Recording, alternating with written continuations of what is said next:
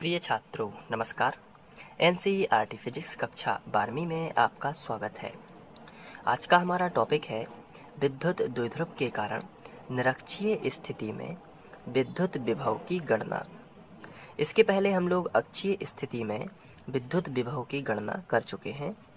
अब हम करेंगे निरक्षीय स्थिति में विद्युत विभव की गणना। तो इससे रिलेटेड जो एग्ज़ाम में क्वेश्चन पूछा जाता है वो कुछ इस तरीके से है।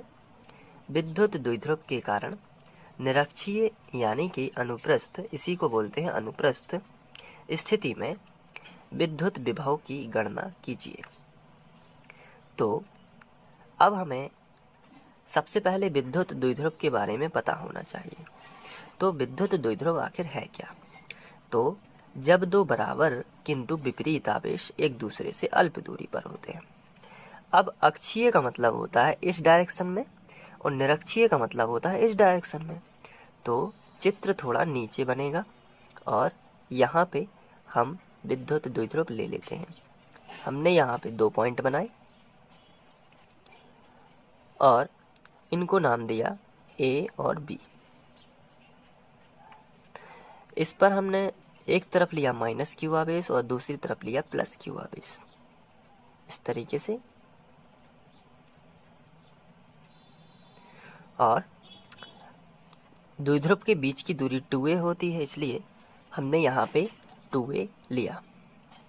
अब इसका जो मध्य बिंदु है यहाँ से हम नापते हैं दूरी। मध्य बिंदु होता है O, तो हमने यहाँ मध्य बिंदु को नाम दे दिया O। अब इसके मध्य बिंदु से आप चाहें तो ऊपर भी लिख सकते थे या नीचे। इसके मध्य बिंदु O से R दूरी पर हमें कोई बिंदु P लेना है, लेकिन निरक्षीय स्थिति में। तो निरक्षीय का मतलब आप समझ गए होंगे। निरक्षीय का मतलब होता है इस डायरेक्शन में, जबकि अक्षीय का मतलब होता है इस डायरेक्शन में।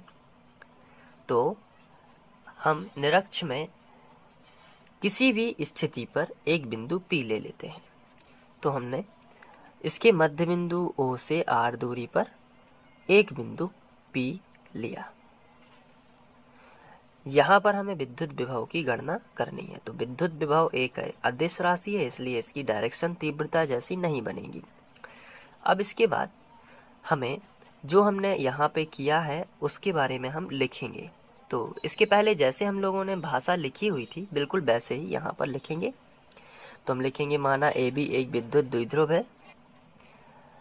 माना AB एक विद्युत द्विध्रुव है जो माइनस क्यू तथा प्लस क्यू आवेश से मिलकर बना है।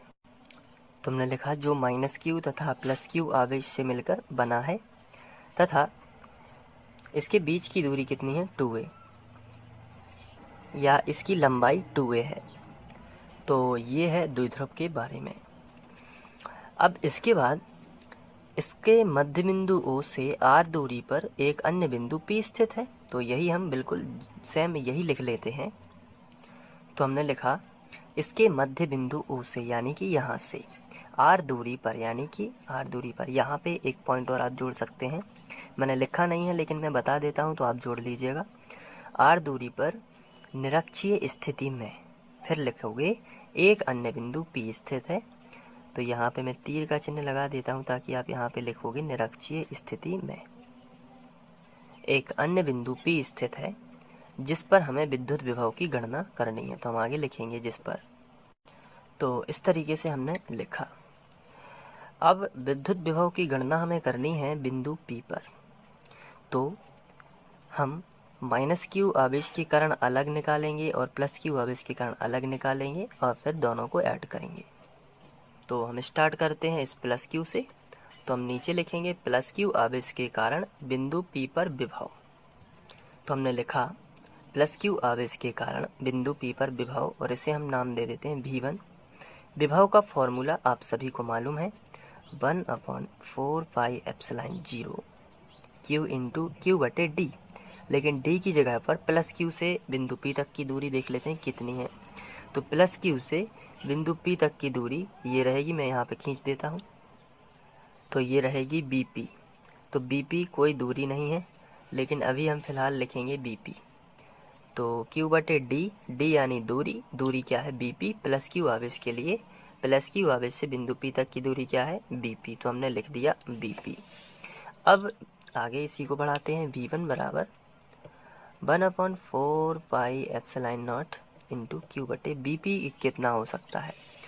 तो ये एक समकोण त्रिभुज है, तो समकोण त्रिभुज में BP क्या है, कर्ण की भांति है, और ये यदि लंब और आधार है, और आधार कितना होगा, ये 2a है चूँकि, तो ये भी a हो जाएगा और ये भी a ही हो जाएगा। यानी कि ये मध्य बिंदु है तो OA यहाँ पे a हो जाएगा, OB भी a हो जाएगा। तो ये देखिए, तो जब हम इसमें पाइथागोरस लगाएंगे तो क्या होगा, √r वर्ग प्लस a वर्ग, यानी कि कर्ण का मान चाहिए तो कैसे आएगा, लंब का वर्ग धन आधार का वर्ग, और अंडर रूट क्योंकि कर्ण का वर्ग भी होता है तो कर्ण का वर्ग हटेगा तो वर्गमूल आ जाएगा। इसको मैं यहाँ पे यदि बताना चाहूँ रफ में, यहाँ पे देखिए ये एक समकोण त्रिभुज है, तो समकोण त्रिभुज में ये हो जाएगा कर्ण, ये हो लंब, ये है आधार। तो पाइथागोरस प्रमेय होता है कर्ण का वर्ग बराबर लंब का वर्ग धन आधार का वर्ग। कर्ण क्या है, BP, तो हमने लिखा BP का वर्ग। लंब क्या है, लंब है R, तो हो गया R का वर्ग। आधार क्या है A, तो हो गया A का वर्ग। अब BP का मान चाहिए, BP वर्ग का नहीं चाहिए, तो वर्ग हटेगा तो क्या आ जाएगा, वर्गमूल। तो BP कितना मिला, R वर्ग धन A वर्ग। तो हम यहाँ पे BP का जो मान है वही रखेंगे यहाँ पे, और ये है √r वर्ग धन A वर्ग। यहाँ पे लिखना पड़ेगा चित्र से, समकोण त्रिभुज POB में पाइथागोरस प्रमेय से।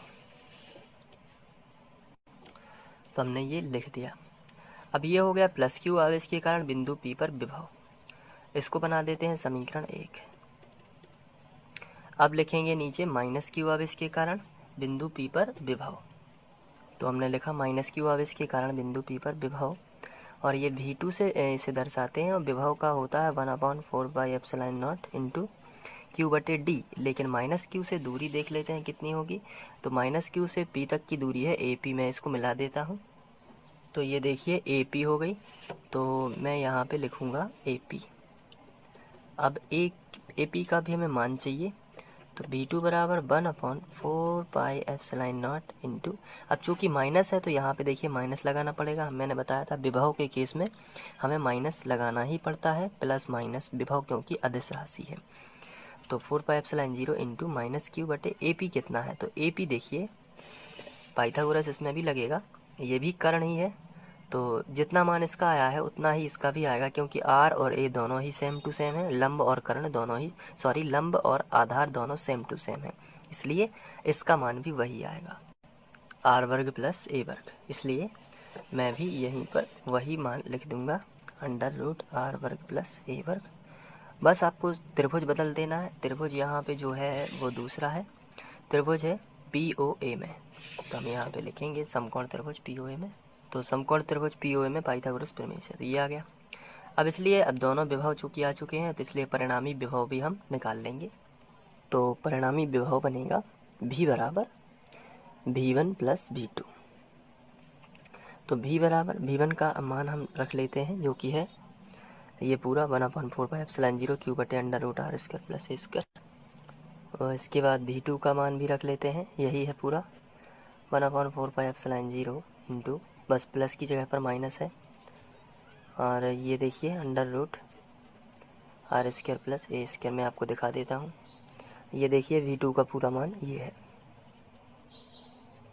इसके बाद आगे बढ़ते हैं, V बराबर 1/4 पाई एप्सिलॉन 0 इंटू क्यू बटे √R square plus A square, plus minus का हो जाएगा माइनस, फिर 1/4 pi epsilon not into Q बटे √R square plus A square. अब ये प्लस का उतना ही है और माइनस का भी उतना है, तो ये दोनों क्या हो जाएंगे, कैंसिल। तो V की वैल्यू असल में मिलेगी 0।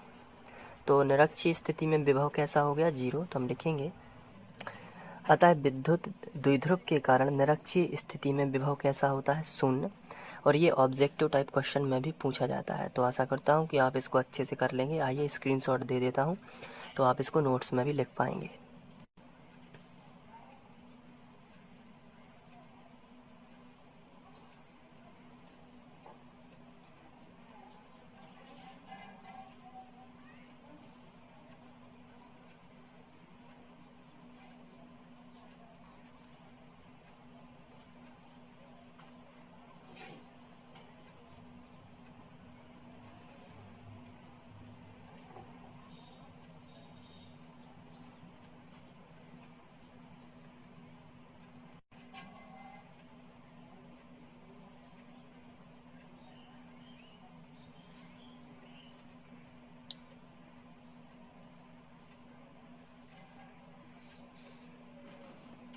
आशा करता हूँ कि आप लोगों को ये समझ में आ गया होगा।